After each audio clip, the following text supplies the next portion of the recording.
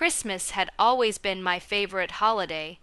The lights, the smell of cinnamon and roasted turkey, the warmth of laughter. It was magical, or at least it used to be. Every year, I took it upon myself to make sure everything was perfect. I spent weeks decorating the house, wrapping gifts, and planning the dinner menu. I cooked half the food myself, cleaned every corner, and made sure the table looked like it belonged in a magazine. I did all of it not because anyone asked me to, but because no one else would. That night, the dining room glowed with the golden flicker of candlelight. Outside, snow lightly dusted the roof, giving the house a cozy, storybook look. Inside, my family gathered around the table.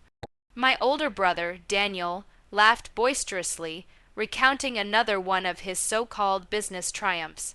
Mom and Dad beamed, nodding and hanging onto every word as though Daniel was the sun and we all revolved around him.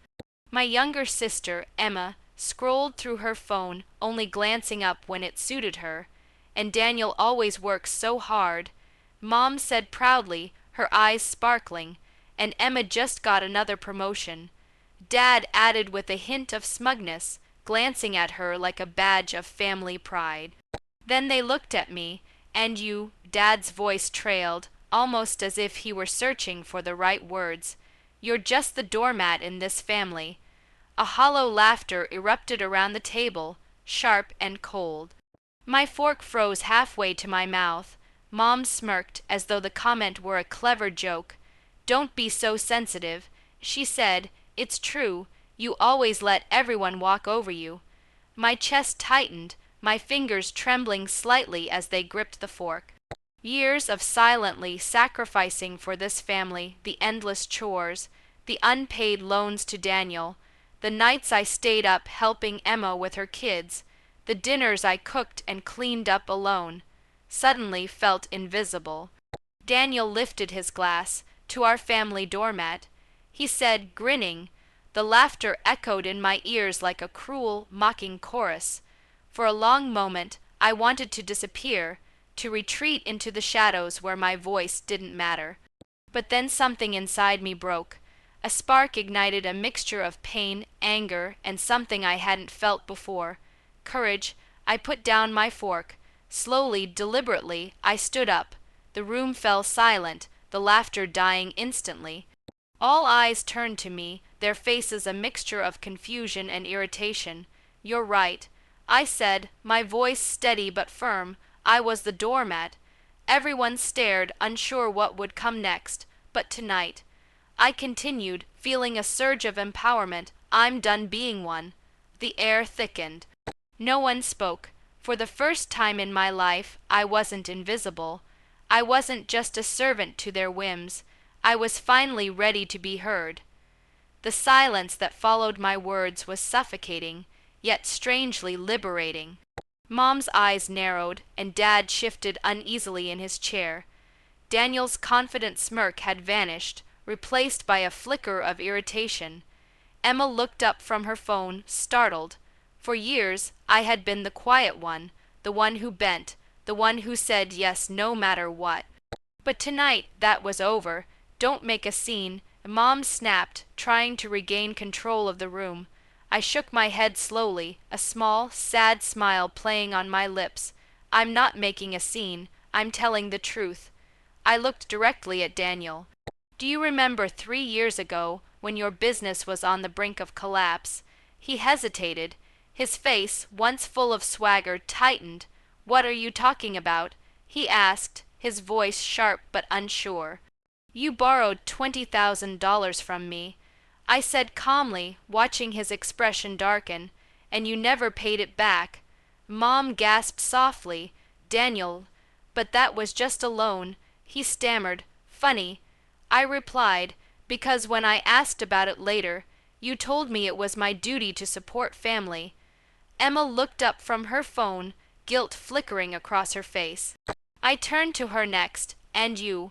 Remember when your husband left and you suddenly needed childcare? I quit my job for 2 years to raise your children while you focused on your career. Her lips parted, but she didn't answer. Mom slammed her hand on the table, sharp enough to make the cutlery rattle. "That's enough," she said, her voice trembling. "No," I said firmly, leaning forward. "It's not enough. It's never enough, because no one has ever acknowledged what I've done.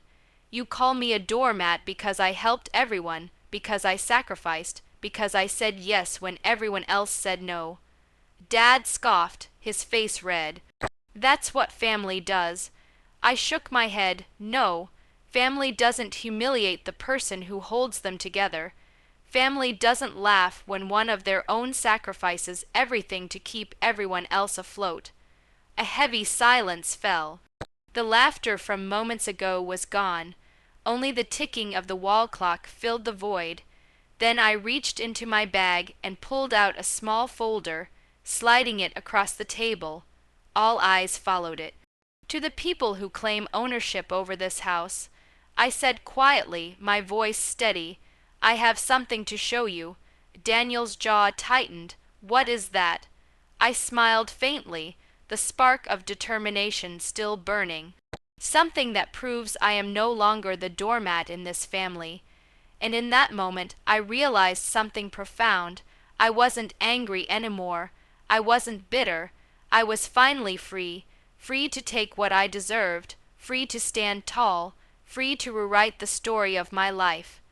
I slid the folder closer to the center of the table. The once lively chatter had completely vanished, replaced by stunned silence. My parents exchanged uneasy glances, and even Daniel, usually so confident, looked unsettled. Emma's fingers hovered over her phone, but she didn't touch it. Everyone knew something serious was coming.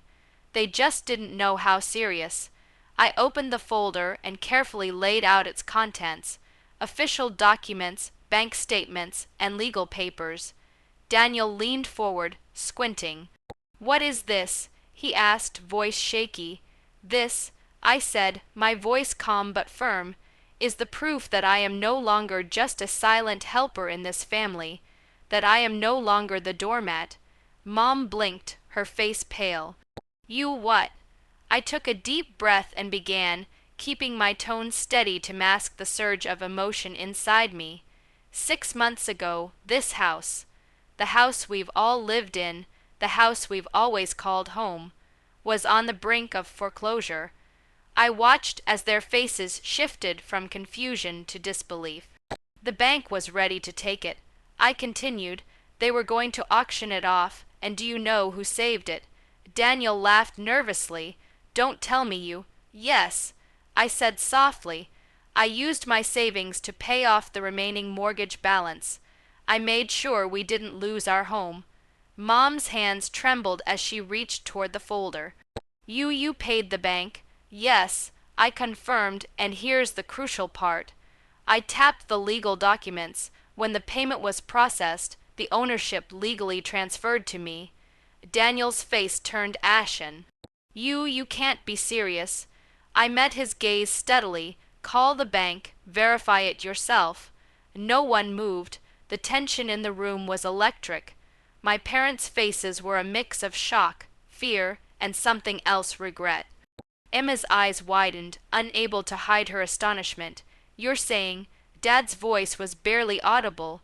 "You actually own the house now?" "Yes," I said quietly, letting the words sink in. "I technically own the home we all live in." I paused, letting the weight of my revelation settle.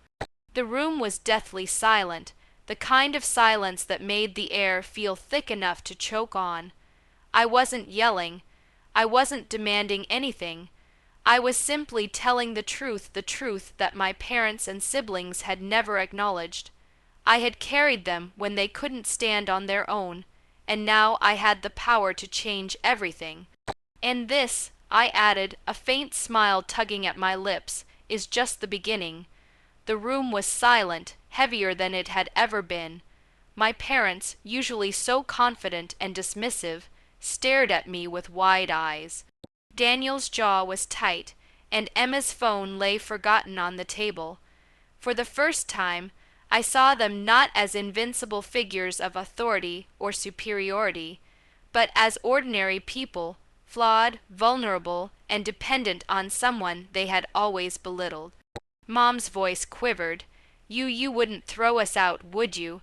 I shook my head slowly, a small, cold smile on my lips. No. I said, I'm not heartless, but things are going to change. Daniel frowned. Change? What do you mean? I leaned forward, my hands resting lightly on the folder. From now on, everyone pays their share. No more taking advantage. No more family favors that only benefit you.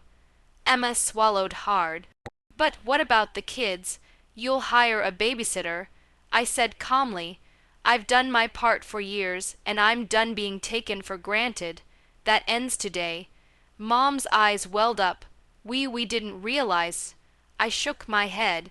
You didn't care, and that's why I had to take matters into my own hands. Daniel's voice was bitter. You can't control everything. You can't just. I already have. I interrupted softly but firmly. I control this house now, and with control comes responsibility. But that responsibility only goes as far as respect and fairness. If you want to live here, you follow the rules. If not, the door is always open. For a long moment, no one spoke. The weight of my words sank in. I could feel the balance of power shift in the room. The same people who had mocked me, laughed at me, and called me a dorm, were now forced to face reality. I had the upper hand not out of malice, but because I had prepared, sacrificed, and finally stood up for myself. Mom whispered, barely audible, we were wrong. Yes, I said, letting the word hang in the air, and now it's my turn to be right, my turn to be heard, my turn to decide. I picked up my coat and slung it over my shoulder. Daniel's eyes widened, as though he couldn't believe I was leaving. Emma opened her mouth to protest, but I simply smiled. A small, victorious smile, quiet yet full of meaning. The doormat, I said softly, pausing at the door, just close the door. I walked out of the house, leaving behind the laughter, the mockery, and the weight of being invisible. Outside, the cold winter air felt crisp and alive against my skin. For the first time in my life, I felt free. For the first time, I realized something crucial. Revenge doesn't have to be cruel. Sweet revenge is walking away, standing tall, and letting the world, and those who doubted you, see just how strong you've become. That night, I didn't just leave the house. I left behind the chains of neglect, disrespect, and invisibility, and I knew, deep in my heart, that Christmas had finally become my holiday, one that celebrated me, my courage, and my victory.